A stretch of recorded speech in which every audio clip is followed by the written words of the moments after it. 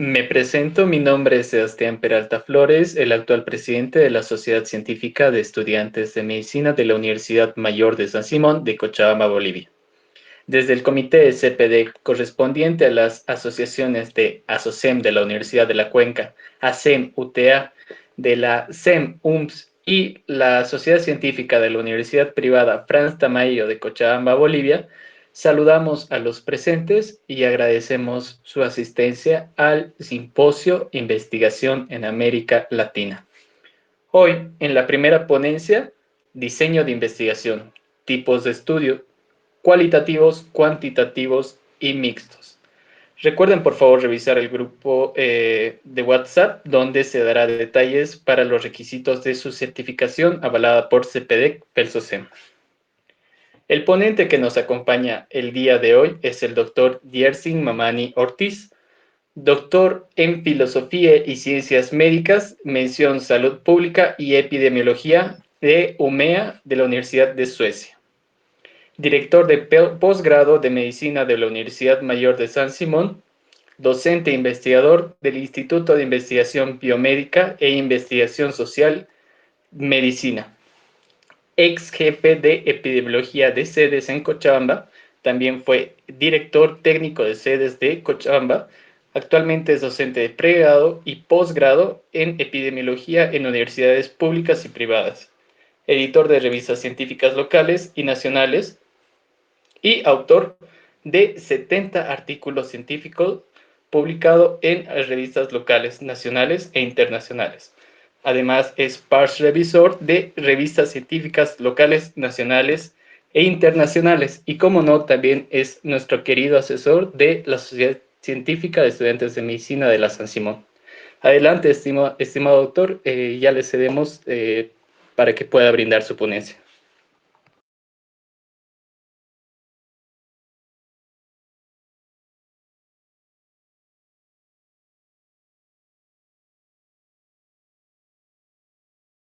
Buenas noches, ahora sí a todos los presentes. Primero agradecer por la invitación para participar en este evento. Como ya lo mencionaba quien iba presentándome, el tema de lo que es la investigación científica es algo transversal con todo lo que son las ciencias de la salud e independientemente de lo que es el área o la especialidad de formación que se tenga, vamos a ir desarrollando este tipo de investigaciones para ir incrementando el conocimiento científico que se tiene a nivel de lo que es nuestros centros formadores específicamente, ¿no? Entonces, sin más preámbulo, voy a comenzar compartiendo la pantalla. Me comunican, por favor, si se logra ver de manera adecuada. ¿Dónde está? Aquí está. Eh, ok. Sigamos viendo. Me informan, por favor, si se logra ver la pantalla extendida. Sí, doctor, se logra ver la pantalla. Listo, muchas gracias. Bueno, comenzamos entonces con lo que es la presentación del día de hoy, a manera de introducción, porque luego ustedes van a ir teniendo mayores ponencias mucho más específicas respecto a los diferentes temas que vamos a ir viendo. Una introducción a lo que es investigación en el campo de lo que es la salud, los diferentes diseños de investigación que existen, tanto desde del enfoque cualitativo como también cuantitativo, ¿no? Si bien en el área de salud no desarrollamos mucha investigación cualitativa, sí la gran mayoría es dentro del marco cuantitativo, ¿no? Sin embargo, desde el año 2010 en adelante, el enfoque cualitativo, los famosos enfoques mixtos, cada vez han ido ganando mucho más terreno dentro de lo que es nuestro ámbito, ¿no? Simplemente mencionar a manera de introducción que existen diferentes áreas de interés de investigación en la salud humana y podemos partir desde lo que son estudios de frecuencia, análisis de factores de riesgo, que pueden ser estudios descriptivos como también analíticos, donde podemos partir desde lo que es los análisis de incidencia, prevalencia, hasta ir viendo los factores asociados con esta incidencia, con esta prevalencia, o también incluso hasta analizar situaciones de causalidad, ¿no? De la relación causa-efecto. Pasar a lo que son ya métodos de investigación un poco más amplios, más específicos en relación a lo que es la medición de la sensibilidad, especificidad, valor predictivo positivo, valor predictivo negativo, de lo que es un método diagnóstico, un score, un test estandarizado para la medición de lo que es una patología, ¿no? Un poco más profundo tenemos lo que es la evaluación del curso clínico de una enfermedad, los valores pronósticos, tanto con lo que son tasas de supervivencia, mortalidad, en relación a lo que es una enfermedad, ¿no? Y cómo esta enfermedad va progresando sin que haya ningún tipo de intervención. Más profundo aún, podemos evaluar las intervenciones médicas desde una perspectiva de eficiencia, eficacia, tanto lo que son intervenciones preventivas, curativas o también de rehabilitación, ¿no? Ver si funciona o no funciona, cuál es el costo que se tiene en relación al beneficio que se obtiene, etc. Más profundo aún están los análisis de costos, estos ya no con datos a nivel individual, sino con datos a nivel poblacional, para poder evaluar las consecuencias económicas que tiene la enfermedad, ¿no? Ahí tenemos, por ejemplo, los famosos gastos catastróficos en salud, ¿no? Que se refiere a cuánto invierte la persona para recuperar su salud y cómo esto afecta, por ejemplo, a otras necesidades que tiene, ¿no? Por ejemplo, de alimentación, de educación, transporte, etcétera, ¿no? Doctor, Otra forma de investigar, perdón, ¿sí? doctor, mil disculpas que lo interrumpa. ¿Está cambiando diapositivas? Sí, ¿no se ve? No, no se logra ver. Se queda todavía en lo que es la primera diapositiva. Ok, entonces vamos a cambiar, vamos a salir de esta, un momentito. Ok, y eh, ya, volvemos a compartir, entonces voy a compartir toda la pantalla para que se pueda visibilizar. Ya. Ahora sí, me informan si se logra ver. Voy a hacer el cambio de lo que es el slide para que me puedan decir. ¿Se logra ver el Ahora sí, cambio? doctor, está perfecto. Listo. Todo lo que les iba mencionando, ¿no? Pasamos de lo que son estudios de tipo descriptivo a estudios analíticos, pero dentro de este ámbito, igual diferentes áreas de investigación, como lo que es estudios para poder comparar métodos diagnósticos, ahí no solamente de laboratorio de imagenología, sino también, por ejemplo, scores, tests, etcétera, ¿no? El evaluar el curso clínico pronóstico de lo que es la enfermedad, analizar lo que son la eficiencia, eficacia, efectividad de las intervenciones médicas, tanto a nivel clínico, ¿no? O sea, sujeto por sujeto, como también a nivel poblacional, ¿no? La implementación de una política, una ley, un programa, un plan, etcétera, se puede ir evaluando, ¿no? Ya pasando a lo que es el análisis de costos, les había hecho la referencia de esta metodología que existe, por ejemplo, en relación a lo que es el análisis de los gastos catastróficos para recuperar el estado de salud, ¿no? Pero también existen otros, ¿no? Por ejemplo, los años de vida potencialmente perdidos, ¿no? ¿A qué se refiere este tipo de situación? Por ejemplo, si una persona muere, pónganse por tuberculosis a los 40 años, entonces este paciente está perdiendo por lo menos 25 años, dependiendo del país en el que nos encontremos, de vida probablemente económicamente activa, por lo menos 20, ¿no? En la mayoría de los países de Latinoamérica, 60, 65 años es cuando te jubilas. Entonces, si está muriendo a los 40, son 20 a 25 años que esta población, perdón, que este sujeto no está generando economía para la población y seguramente años previos incluso ha generado gasto para lo que es el Estado, ¿no?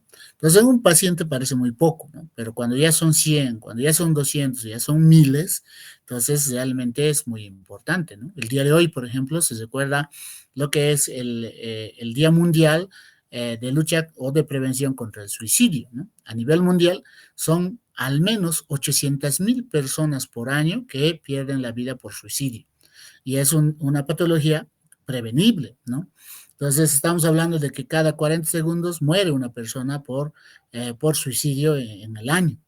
Entonces, esas personas que se están suicidando y que están falleciendo más antes, ¿cuánto reduce la productividad a lo que es un Estado, un país, a un sistema, ¿no? Entonces, se puede evaluar también desde esa perspectiva, tanto a nivel individual como también a nivel poblacional, como hace un momento habíamos mencionado, ¿no?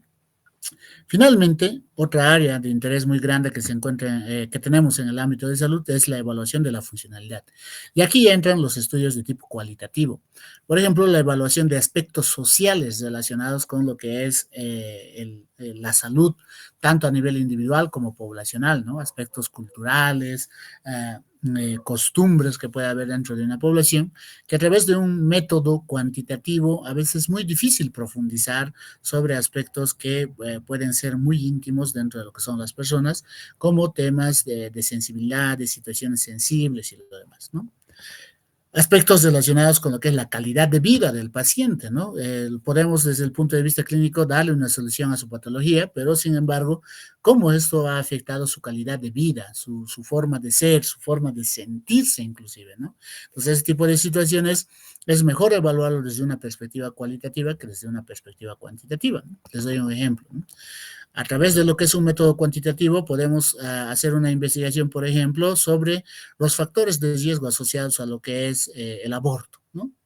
Y ahí vamos colocando nuestra encuesta y las diferentes opciones, ¿no? De qué es lo que pudo haber impulsado a estas mujeres a realizarse un aborto. Pero va a haber algunos aspectos que tienen que ver con temas culturales, sociales, religiosos o incluso hasta calidad de vida que no vamos a poder profundizar, ¿no? Sí se pueden recabar, por ejemplo, de aspectos religiosos. ¿Usted de qué religión es? Y ahí podemos ver la asociación de con qué, en qué religión existe más gente que aborta o menos, ¿no? Etcétera. Entonces, ese tipo de situación. Pero ya llegar a lo que es la raíz misma es muy difícil. Entonces, en ese caso, nos toca hacer ya investigaciones de tipo cualitativa, donde a través de entrevistas, grupos focales, otro tipo de metodologías, podemos profundizar el componente explicativo de lo que hemos ido recabando desde la perspectiva cuantitativa, ¿no? Entonces, fíjense que las áreas de interés de una enfermedad son muy amplias y este ejercicio se puede hacer para cualquier patología, ¿no? A ver, tomemos de nuevo en cuenta ese tema del aborto. Entonces, aquí podemos ir viendo, ¿no? La frecuencia, la incidencia, la prevalencia, la mortalidad a causa del aborto, cuáles son los factores de riesgo, cuál es la frecuencia de esos factores de riesgo, cómo se asocian con lo que es el aborto, ¿no? Métodos diagnósticos para poder definir, por ejemplo, el riesgo de desarrollar un aborto, hay scores, por si acaso, en relación a esto, ¿no? O también para poder definir si es un aborto incompleto, ya completo, etcétera, etcétera, ¿no? Podemos ir viendo cómo afecta esto en el curso clínico, el pronóstico de lo que son los pacientes, ¿no? Cómo afecta en lo que es la mortalidad de lo que es el paciente, cómo afecta esta situación con los futuros embarazos que va teniendo, etcétera. Y esas cosas, por ejemplo, están descritos, ¿no? Por ejemplo, las personas que han tenido un aborto tienen casi aproximadamente entre un 15 y un 20%, si no me equivoco, de probabilidad de que el siguiente embarazo termine en aborto, ¿no? Y así, cuantos más abortos se haya realizado, esa situación aumenta. A raíz de esa situación, por ejemplo, se ha ido incluyendo ya hace bastante tiempo los métodos de cerclaje, por ejemplo, ¿no? En el caso de lo que son las mujeres. Podemos ir evaluando las medidas preventivas o también de atención clínica en relación a lo que es el aborto. Por ejemplo, el AMEO, cuánta efectividad tiene para que esa persona no haga un acretismo placentario a diferencia de lo que es un legrado, por ejemplo, ¿no? Entonces, para ir viendo si realmente son eficientes o no. Las estrategias educativas, cuán eficientes son para prevenir este tipo de situación, etcétera. Los costos, ¿no? ¿Cuánto le cuesta a un paciente que se ha realizado un aborto, tanto con asistencia sanitaria como aquellos que no se han realizado el aborto con asistencia sanitaria, pero que al final terminan en el servicio de salud debido a complicaciones, debido a infecciones posteriores a lo que es el aborto, etcétera, ¿no? Entonces, ¿cuánto afecta eso al sistema de salud? Y lo mismo a las personas, ¿no? Porque durante ese periodo que están mal, obviamente esa mujer no va a ir a su trabajo, va a tener que pedir una baja si está con un seguro, etcétera, ¿no? Entonces puede tener costos económicos relacionados al mismo, ¿no? Y ya habíamos comentado sobre aspectos funcionales y de calidad de vida. Entonces pueden hacer este ejercicio con cualquier patología, pónganse diabetes, insuficiencia renal aguda, infarto agudo de miocardio. Entonces se puede hacer investigaciones sobre estos diferentes ámbitos o áreas de interés de investigación en el campo de lo que es la salud. Pero ya entrando en lo que concierne a la investigación misma, es muy importante resaltar de que el método científico es parte de nuestra vida, ¿no? Nosotros ya en nuestro cotidiano vivir, por ejemplo, vamos siempre observando con curiosidad los diferentes fenómenos que ocurren alrededor nuestro.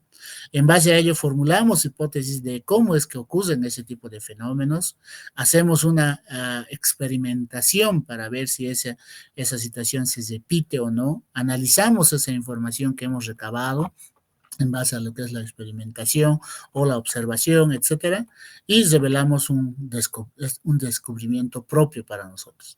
Esos resultados lo compartimos, ¿no? Y ahí el ciclo se va repitiendo. Entonces, este tipo de situación es algo innato en lo que son los seres humanos y es justamente lo que nos hace diferentes también a lo que son otros seres vivos, por ejemplo, ¿no? Dentro de lo que es el campo de la investigación existen diferentes niveles de investigación. No estamos hablando de tipos de investigación, sino niveles, ¿no? Tenemos la investigación básica, que es más compleja. Mucha gente piensa que porque es básica es la más sencilla. Por el contrario, ¿no? Son investigaciones que van a ir identificando a algunos resultados que no tienen una utilidad inmediata, ¿no? Por ejemplo, la identificación de proteínas de transportadores de membrana para moléculas específicas. Entonces, en este momento eso no tiene una utilidad inmediata. Sin embargo, a futuro, probablemente ese tipo de situación sí va a tener utilidad, ¿no? Cuando Watson y Crick descubrieron la molécula del ADN o plantearon su hipótesis de ese modelo helicoidal de lo que es el ADN, esa información en los años 50, 70 no se lo podía aplicar de manera inmediata. Sin embargo, a fines del siglo pasado, ¿no? A fines de los 90, ya con la clonación de lo que es la ovejita Dolly, realmente se ha tenido un impacto muy grande del uso de esa información, ¿no? Entonces, la investigación básica va en torno a eso, ¿no? Investigar cosas que probablemente en este momento no tienen un uso práctico, pero que esa información a futuro, cuando avanza la tecnología, puede mejorar, ¿no? Otro ejemplo aquí, ¿no? De método exploratorio, el uso de la impedanciometría. Esto se ha ido utilizando para calcular el porcentaje de grasa magra o tejido graso a nivel de lo que son las personas, etcétera. Y actualmente ya se lo usa incluso como un método para lo que es de definir lo que es la composición corporal de las personas, ¿no? Entonces, esto hace 20 años no se lo usaba mucho, pero actualmente sí. La densitometría, igualmente, ¿no? No solamente la densitometría ósea, ¿no? Que eso ha surgido con trabajos dentro del ámbito de la física, por ejemplo, pero que ya desde hace casi 10 años lo usamos bastante en lo que es el ámbito de la salud, ¿no? Y así vamos subiendo, vamos a lo que es la investigación aplicada, ¿no? Ya desde un enfoque predictivo, explicativo, relacional o también descriptivo, hasta una investigación de tipo adaptativa que ya es más aplicada, ¿no? Para ya su implementación. A este nivel, por ejemplo, en muchos libros ustedes van a encontrar, hay un enfoque reciente propuesto ya desde el año 2015, 14, si no me equivoco, que ahora ya está mucho más en boga, que se conoce como investigación traslacional, ¿no? No translacional, traslacional, que básicamente consiste en llevar esta información básica a ser aplicada en el contexto real, ¿no? Cotidiano, actual. Entonces, ese tipo de situaciones obviamente nos ayuda a generar políticas, programas, etcétera, ¿no? O sea, a operativizar el uso de esa información científica que se ha ido generando, ya sea información básica o también sea información aplicada, ¿no? Investigación aplicada, perdón. En el ámbito de salud tenemos dos grandes grupos de investigaciones, ¿no? Enfoques en sí. No es tipo de investigación, clasificación, sino un enfoque, ¿no? Como habíamos hablado. Tenemos el enfoque cualitativo y el enfoque cuantitativo. El que más hacemos es investigación cuantitativa, ¿no? Que básicamente se basa en un método deductivo para probar una hipótesis, necesita de una observación e investigación, no siempre experimentación, ¿no? A través de observación también se puede hacer. Y en base a ello vamos generando fórmulas, no usamos, perdón, para la recolección de datos, fórmulas, cuestionarios, encuestas estadísticas, podemos hacer experimentos, podemos plantear la confirmación o el rechazo de una hipótesis, etcétera, ¿no? y en base a toda esa información que recolectamos, interpretamos, ¿no?, esa información en base a estadísticas, ya sea estadística descriptiva o también estadística analítica. Por el otro lado, tenemos el enfoque cualitativo. En el enfoque cualitativo, el método es más inductivo, ir de lo particular a lo general, ¿no?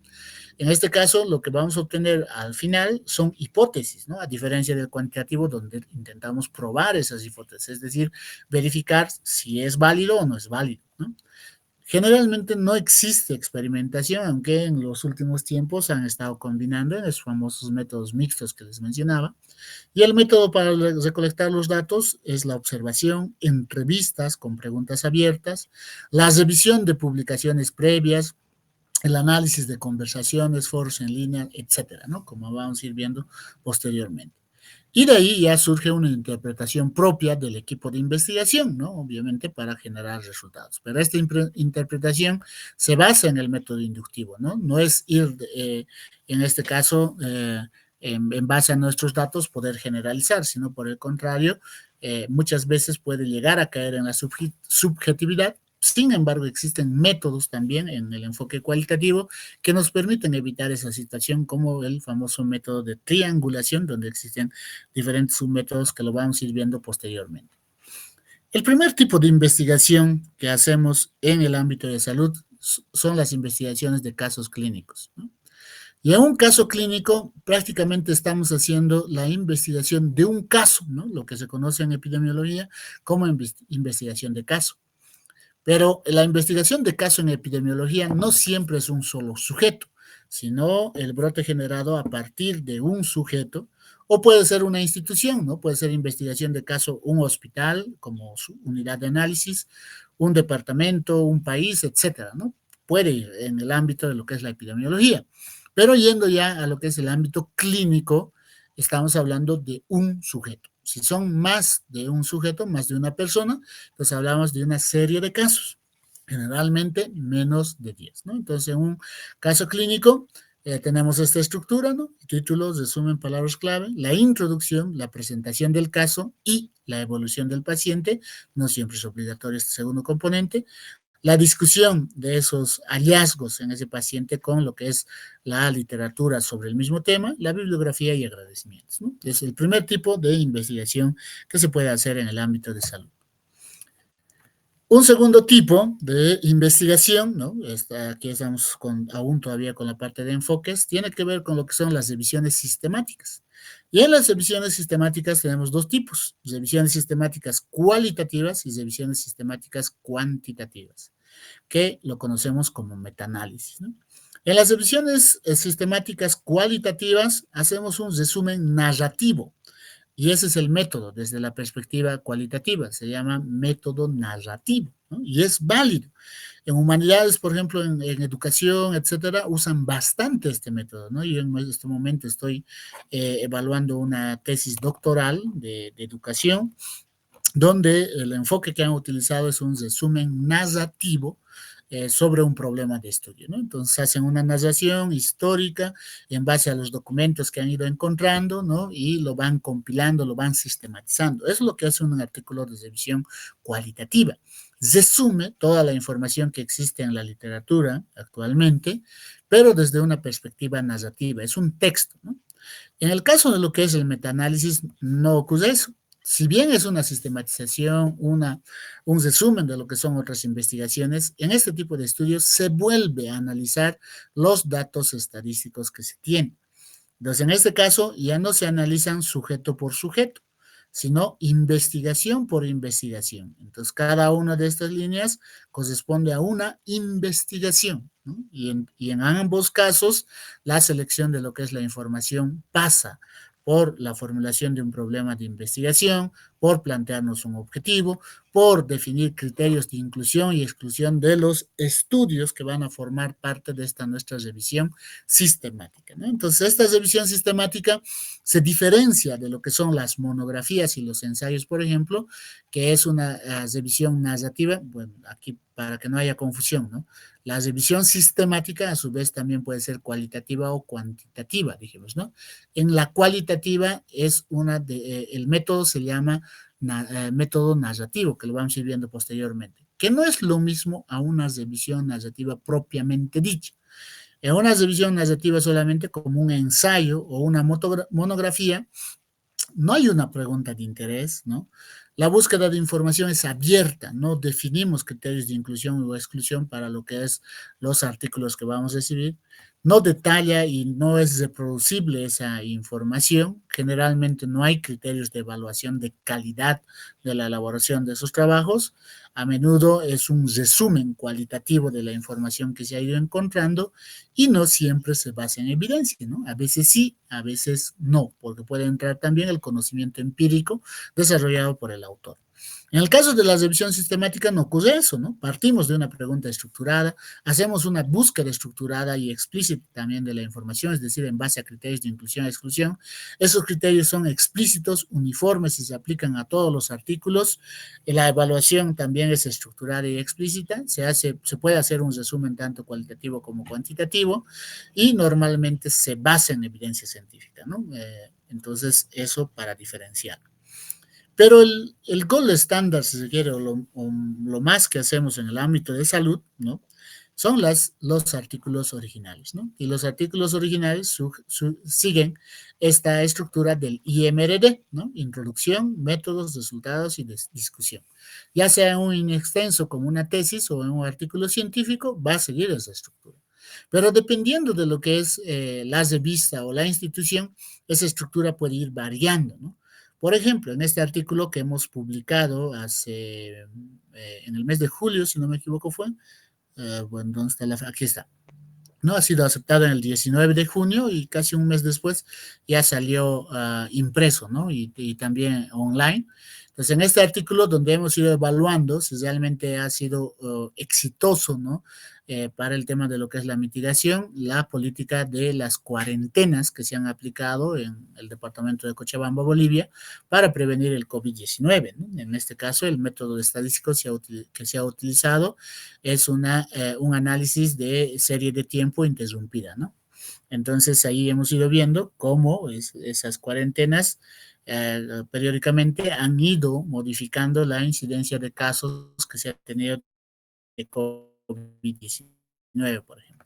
Pero volviendo a lo que nos tocaba, ¿no? El tema de formatos. En este artículo, perdón, en esta revista, por ejemplo, además de lo que es el resumen, ¿no? Que está en un formato estructurado, nos piden una descripción de lo que es el contexto de lo que es ese trabajo, ¿no? Por ejemplo, cuál es el resultado más importante, cómo estamos contribuyendo al conocimiento científico con este trabajo y si tiene una implicación en lo que es un impacto global en salud o para lo que es la generación de políticas o para la acción, ¿no? O sea, la implementación de este conocimiento en la práctica, lo que habíamos hablado anteriormente. Entonces, cuando nosotros vamos a publicar, siempre pidamos al lugar donde vamos a publicar lo que son las normas editoriales. Y eso están en todas las revistas en forma online, en el acápite que dice, o en la pestaña que dice información para autores, ¿no? Entonces ahí nos dice cómo debemos escribir nuestro artículo. Entonces un artículo original comienza por el título, que debe ser breve, informativo y atractivo, ¿no? Posteriormente viene el acápite de introducción, donde están las definiciones, los antecedentes, el planteamiento del problema, la justificación y la formulación de objetivos. Para cada uno de ellos se recomienda uno o dos párrafos como máximo, por lo tanto, en total en la introducción vamos a tener 10 párrafos, ¿no? Como máximo, como mínimo 5, en promedio 7, ¿no? Entonces ahí vamos teniendo el desglose de lo que es la introducción. Y el punto crucial en este acápite es la definición de lo que son los objetivos, porque en base a estos objetivos se va a definir el método, por ejemplo, que voy a utilizar, el diseño que voy a utilizar, los instrumentos que voy a utilizar, etcétera, etcétera. Entonces, el planteamiento de objetivos es crucial. Y lo que generalmente los libros nos dicen es que los objetivos específicos deben responder a lo que es el objetivo general. Pero ¿cómo verificamos eso, no? Haciendo este ejercicio bien sencillo, podemos ver si nuestros objetivos específicos se relacionan o no con lo que es el objetivo general. Primero, debemos ir viendo que el objetivo específico 1 nos hable de la variable 1 del objetivo general, el objetivo 2 de la variable 2 del objetivo general y el objetivo 3 de la relación de una variable del objetivo general con una variable externa, lo que en algunos libros le llaman también variables extrañas, ¿no? Es por una mala traducción del inglés. El objetivo 4, la relación de la otra variable con una variable externa, y el objetivo específico 5, la interrelación de esas variables externas. Entonces, en este ejercicio podemos ver que todos nuestros objetivos se relacionan con el objetivo general, ya sea de forma directa, como el objetivo específico 1, 2, 3 y 4, o de forma indirecta, como el objetivo específico 5, que a través del 3 y el 4 se relacionan con el objetivo general, ¿no? Entonces, ese ejercicio es fundamental porque con esto yo voy a saber qué variables tengo que recolectar para mi estudio. Eso no quiere decir que vamos a tener 4 variables solamente, ¿no? Recordemos que o sea, 4 columnitas en mi base de datos. Recordemos que las variables pueden ser simples como complejas. ¿A qué me refiero? Una variable simple, por ejemplo, es género, ¿no? O sexo. Entonces ahí, masculino, femenino, no hay dónde más. Pero hay muchas otras variables que pueden ser muy complejas, ¿no? Por ejemplo, para decir que un paciente tiene síndrome metabólico, entonces tendré que medirle lo que es el índice de masa corporal, peso, talla. Tendré que evaluar su circunferencia de cintura, ¿no? Y calcular de forma distinta para varón y mujer los puntos de corte o de riesgo. Tendré que evaluar el perfil lipídico, el perfil glicémico, insulina, incluso actualmente también el tema de la microalbuminuria, ¿no? La presión arterial, etcétera, etcétera. Entonces, fíjense que para cada uno no siempre es una sola variable o una sola columna, sino pueden ser también variables complejas. Hay una receta bien sencilla para lo que es la formulación de objetivos y nos dice que generalmente para plantear un objetivo debemos partir de lo que es la pregunta de investigación, quitar el enfoque de interrogativo que tiene esta oración y cambiarlo por un verbo en infinitivo, ¿no? Entonces, ese tipo de modelos sirve, ayuda, pero no es una regla, ¿no? Entonces, pero en etapas de aprendizaje nos ayuda mucho porque de forma sencilla podemos ir planteando nuestros objetivos de investigación. Hay un otro componente que se evalúa dentro de lo que es la estructura de un trabajo de investigación antes de ir a lo que es el diseño, ¿no? Cuando evaluamos un trabajo de investigación para ver la calidad, evaluamos lo que se conoce coherencia vertical y coherencia horizontal. ¿A qué se refiere la coherencia horizontal? Nosotros planteamos los objetivos y tienen un orden, ¿no? Objetivo específico 1, 2, 3, 4. Entonces, cuando vamos a comenzar a presentar nuestros resultados, debe seguir el mismo orden. Entonces, yo no voy a comenzar por el resultado para el objetivo 5, sino debo comenzar por el resultado para el objetivo 1, luego para el 2, para el 3, etcétera. Cada uno de estos resultados tiene que ser discutido y voy a ir en el mismo orden, ¿no? Primero discuto el resultado 1, discuto el resultado 2, el 3, el 4, etcétera, ¿no? Y el objetivo general se discute al final, siempre y cuando no se haya discutido ya previamente en los hallazgos previos que hemos tenido, ¿no? Y finalmente, las conclusiones van también en ese orden, ¿no? En el inextenso, primero va la conclusión general, luego las conclusiones específicas. En el artículo es al revés, ¿no? Primero van las conclusiones específicas y luego la conclusión general. A este orden que se sigue en cada uno de estos acápites de lo que es la introducción, los resultados, la discusión y las conclusiones de la investigación, se conoce como coherencia vertical, ¿no? Tiene que seguir ese orden. Pero además de ello, como ustedes están viendo, hay una coherencia también horizontal, porque cada objetivo tiene un resultado, cada resultado es discutido y de estos resultados deriva una conclusión. Por lo tanto, cada objetivo va a tener una conclusión. Entonces a eso conocemos como coherencia horizontal, ¿no? Entonces cuando cumplimos con estas recomendaciones, podemos decir que nuestro trabajo está bien escrito, ¿no? Entonces, ese es el primer ejercicio que ustedes tienen que hacer porque los pares revisores los van a evaluar de esa forma, ¿no? Esa es una gráfica del manual del CTO de la versión que ha salido el año 2008, si no me equivoco.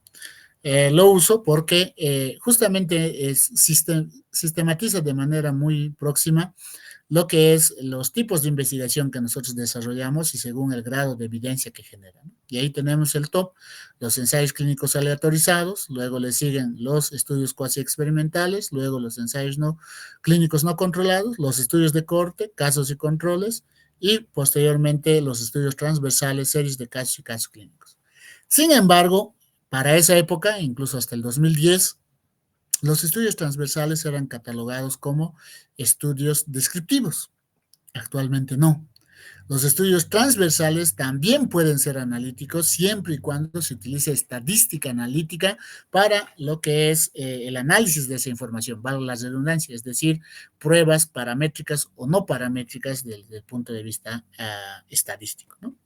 Entonces, antes la clasificación se hacía de esta forma, ¿no? Los experimentales y los observacionales, y luego, dependiendo del grupo, descriptivos o analíticos. Pero actualmente, en salud, utilizamos 3 criterios de clasificación de un estudio. Solamente 3. En los libros de Santieri, Barrantes u otros que ustedes usen, van a encontrar muchas otras formas de clasificar una investigación, pero cuando ya leen un artículo de investigación en salud, básicamente se resume en 3, ¿no? Incluso a veces se sobreentiende, ¿no? Por ejemplo, si yo digo un estudio de cohorte, entonces directamente sé que es un estudio observacional, analítico, longitudinal, prospectivo, ¿no? Directamente. Entonces ya no me va a dar todo ese detalle en lo que es el artículo, pero sí en el in extenso necesito especificar aquello, ¿no? Entonces el primer criterio, si va a haber una intervención o no va a haber intervención. Entonces cuando hay una intervención, algo que va a modificar el comportamiento de mis variables de manera intencionada.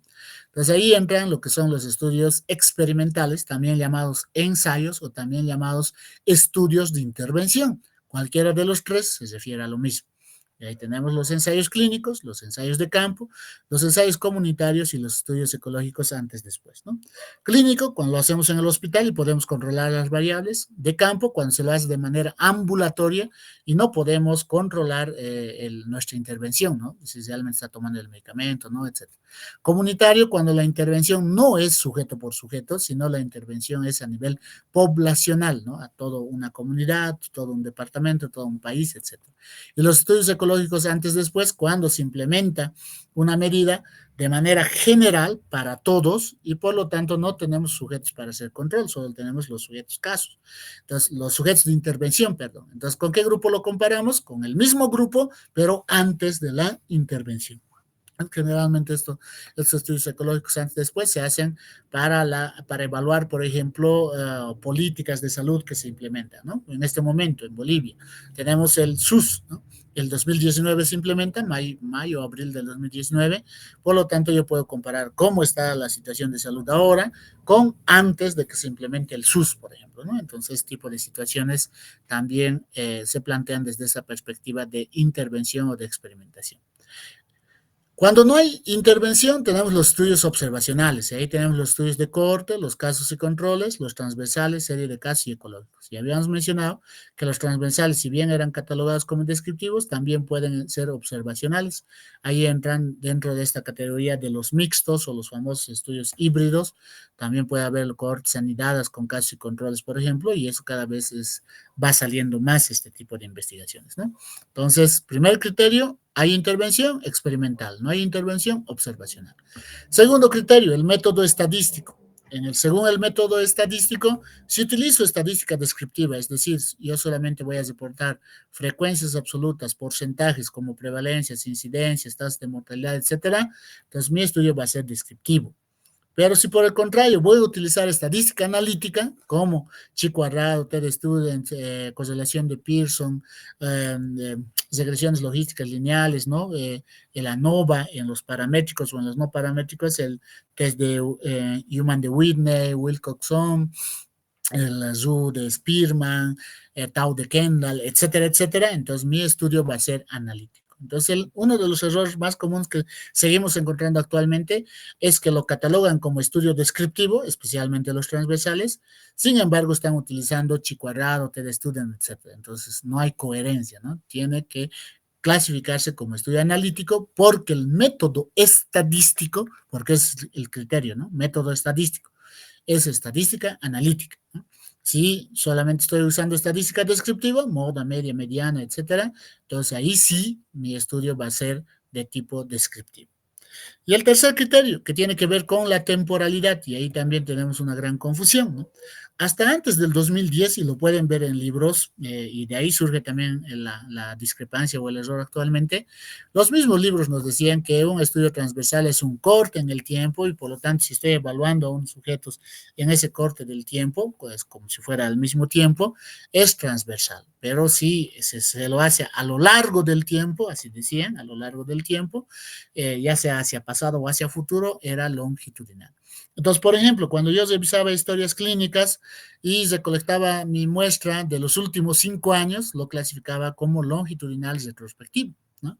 O al revés, si recolectaba mis encuestas en un periodo de un mes, 2 meses hacia futuro, lo clasificaba como longitudinal prospectivo. Eso ya ha cambiado y se ha ido definiendo, ¿no? ¿Cuál es el criterio en base a ese mismo concepto? Un corte en el tiempo. Cuando yo evalúo una sola vez al sujeto, y en base a esa evaluación me puede salir enfermo o sano, con factor de riesgo o sin factor de riesgo, entonces mi estudio es transversal. Puede que a esos sujetos los esté evaluando los esté evaluando si son varios, ¿no? Si son muchos sujetos en una semana, un mes o más, sigue siendo transversal porque a cada sujeto solamente lo estoy evaluando una vez, como habíamos comentado anteriormente, ¿no? Entonces, ese es el factor fundamental de diferencia o el factor crucial en relación a este aspecto, ¿no?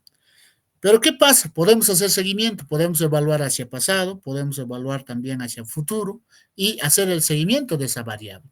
Entonces ahí entran lo que son los estudios longitudinales. Si a este mismo sujeto yo le evalúo a posterior, a futuro, nuevamente la misma variable, como en este caso presión arterial, este sujeto pudo haber cambiado, ¿no? De tener una presión arterial alterada o elevada, pasar a normalizar o mantenerse. Y al revés, ¿no? Este sujeto que estaba catalogado como sano, pasar al grupo de los que tienen presión arterial alterada o elevada, o mantenerse en el grupo que está en rango normal, ¿no? Pero a su vez también puedo evaluar esa misma variable hacia pasado, ¿no? Entonces, cuando evalúo la misma variable 2 o más veces en un sujeto, ahí es donde se convierte mi estudio en longitudinal. Y puede ser longitudinal prospectivo hacia futuro o longitudinal retrospectivo hacia pasado. Pero esa cantidad de evaluaciones debo hacer en todos mis sujetos. Entonces, si mi muestra es 3, a los 3 sujetos hacerle la prueba ya sea hacia futuro o hacerles la medición de esa variable hacia pasado, ¿no? Entonces, muy importante, ¿no? Transversal, cuando se evalúa una sola vez a cada sujeto. Estoy midiendo su hemoglobina.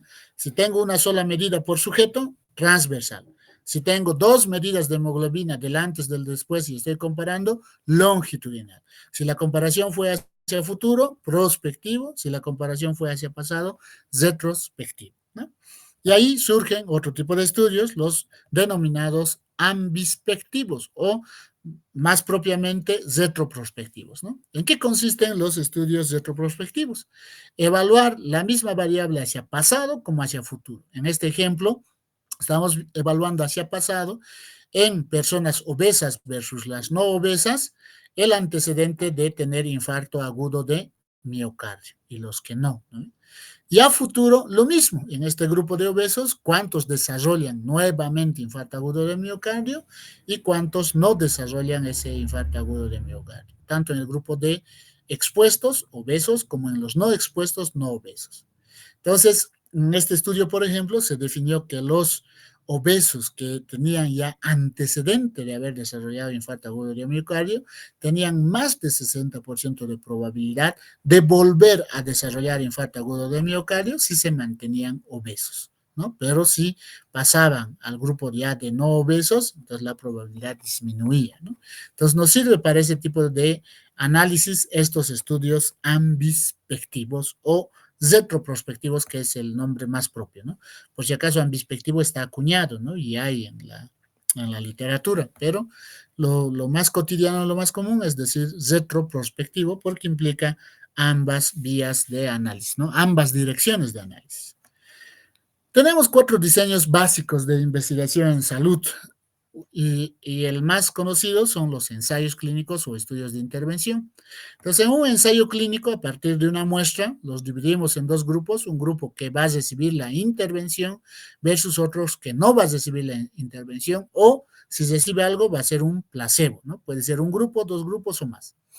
Y evaluamos hacia el futuro cuántos han desarrollado el evento y cuántos no han desarrollado el evento, y comparamos si estas diferencias han sido estadísticamente significativas o no, ¿no? Entonces, a través de los métodos estadísticos, comparamos este grupo con este grupo y comparamos este otro grupo con este otro grupo, ¿no? Y vemos si esas diferencias han sido estadísticamente significativas o no. Esa es la estructura de un ensayo, el top de los trabajos de investigación. Tenemos diferentes tipos de ensayos, tenemos los ensayos de tipo controlado, los ensayos no controlados, cuando no hay un grupo control, como los estudios antes-después. En los estudios controlados, cuando la distribución es aleatoria o cuando la distribución no es aleatoria. Cuando esta distribución no es aleatoria, se conoce como estudios cuasi experimentales, no casi, sino como cuasi experimentales. Y en los aleatorizados igual se puede subdividir dependiendo de la cantidad de ciegos que tenga, ¿no? Entonces, eso en un primer tipo. El segundo tipo de estudios son los estudios de cohortes.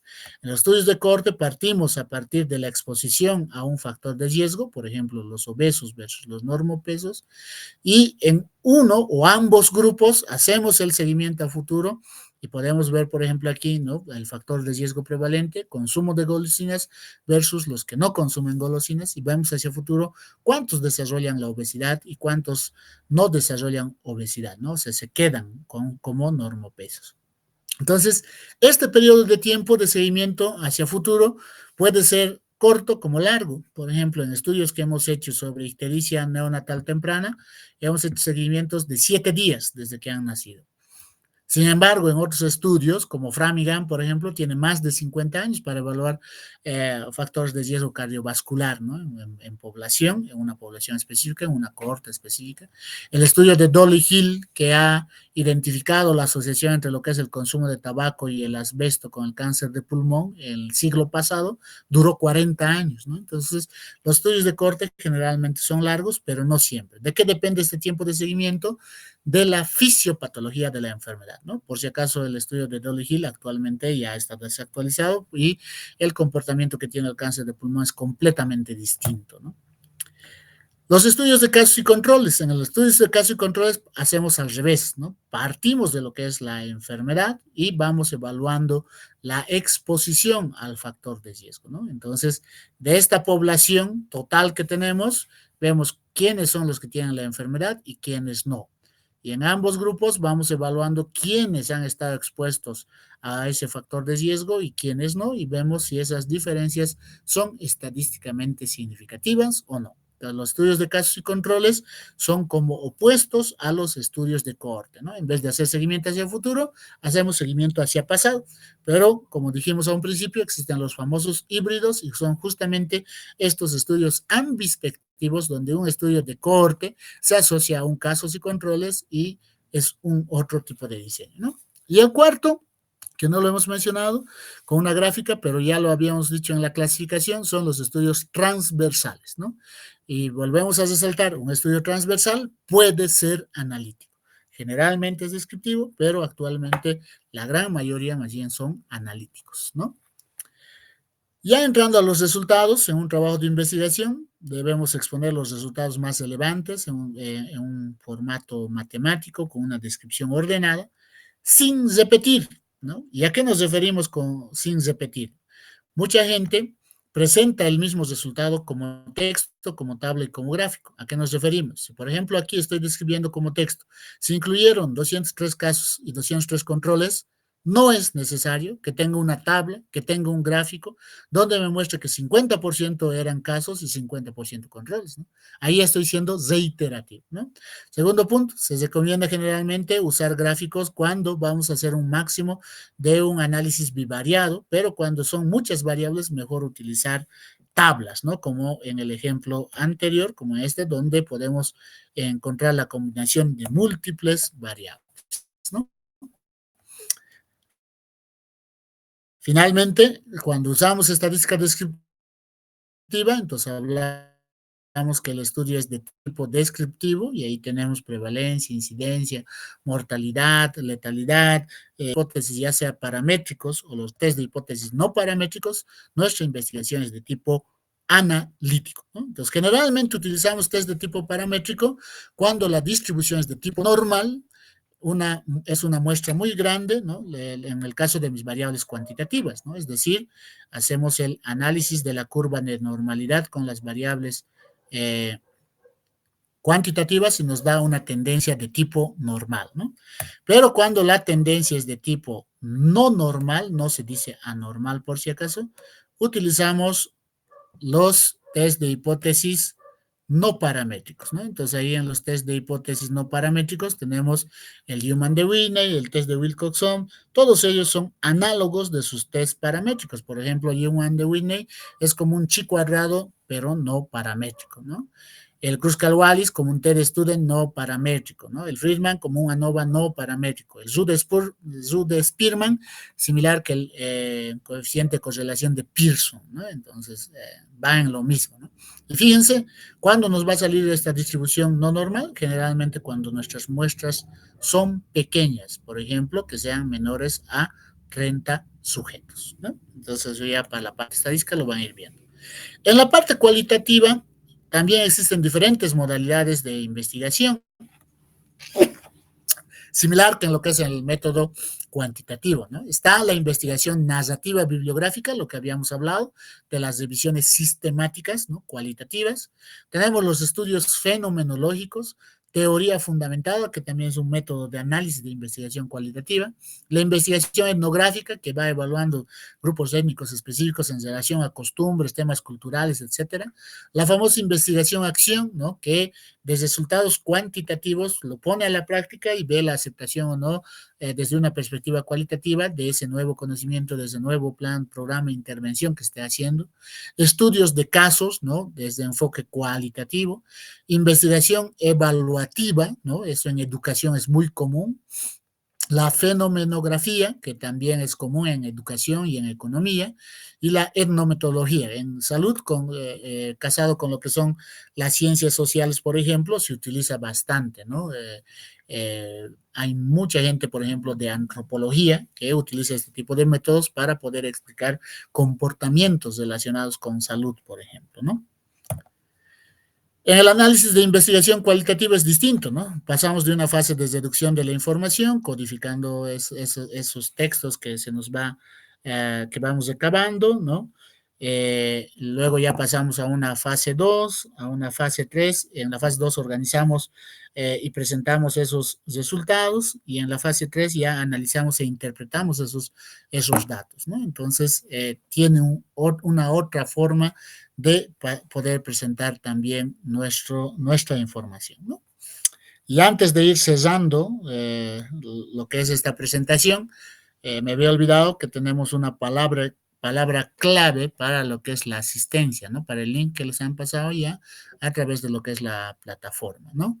Entonces, la palabra clave en relación a esto, bueno, palabras clave son dos, es John Snow, ¿no?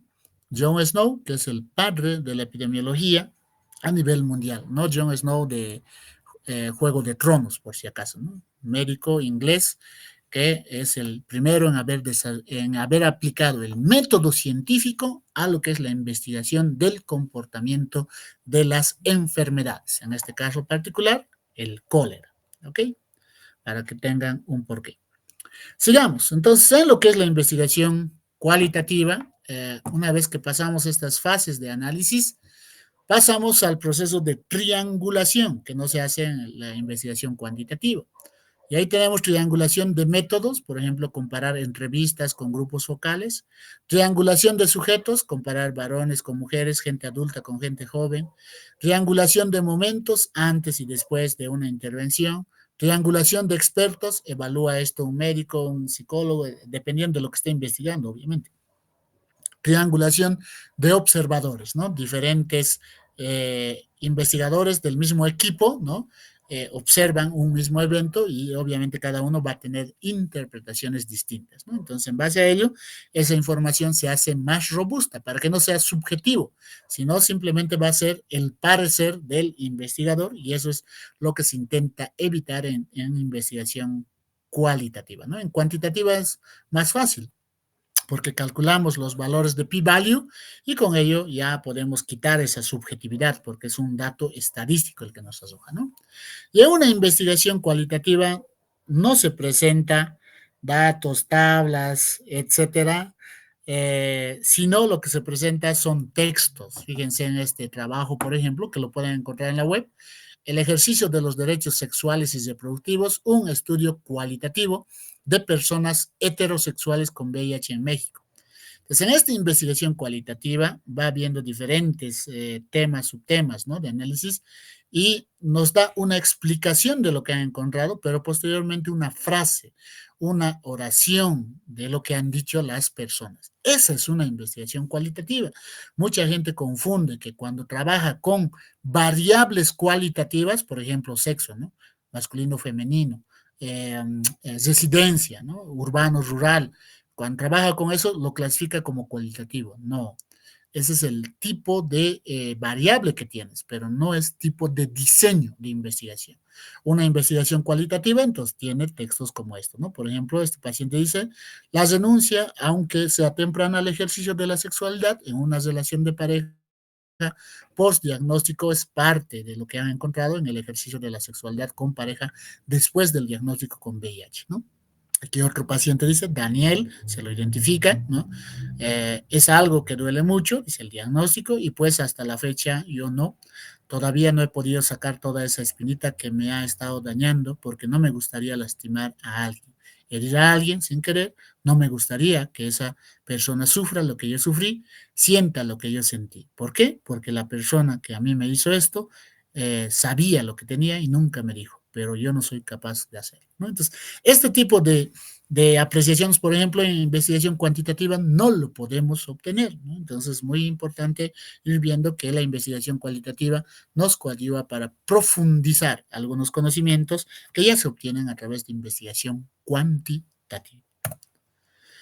Finalmente, como recomendaciones generales, al ser una sesión introductoria, evitemos el plagio. Tenemos infinidad ya de plataformas con inteligencia artificial que nos permiten identificar el plagio, entonces, por favor, eviten esa situación.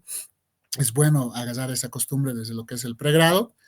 Y si hay algo que ustedes no puedan decir de otra forma, parafrasear de otra forma, también hay herramientas para ello, ¿no? Para poder parafrasearlo. Es falso, y lo puedo decir por experiencia propia, de que es hecho de que siempre nos dicen, ¿no?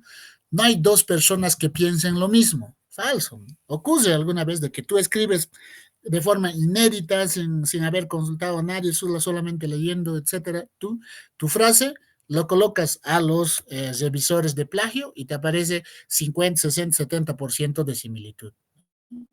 Entonces ahí cuando a veces nos truncamos, podemos utilizar estas herramientas para parafrasear adecuadamente nuestros documentos. Estos son algunos ejemplos de los que más usamos, pero hay muchos más, ¿no? Y ya para cesar, el tema de la investigación a veces es un poco frustrante, ¿no? Porque la gran mayoría ha aprendido a hacer investigación sufriendo, ¿no? ¿En qué sentido? De que les rechacen, de que les reboten, que le digan que su investigación no sirve, que su trabajo de investigación no aporta en nada, que eso ya se ha investigado, que ese trabajo de investigación es muy básico, muy simple, no básico en el sentido de profundidad, sino muy sencillo, muy superficial, etcétera, etcétera, ¿no? Pero cuando comenzamos a hacer investigación, como lo dice un gran profesor nuestro y decano actual de la facultad, el doctor Daniel Illanes, no pensemos que con nuestro primer trabajo de investigación vamos a ganar el premio Nobel, ni con el segundo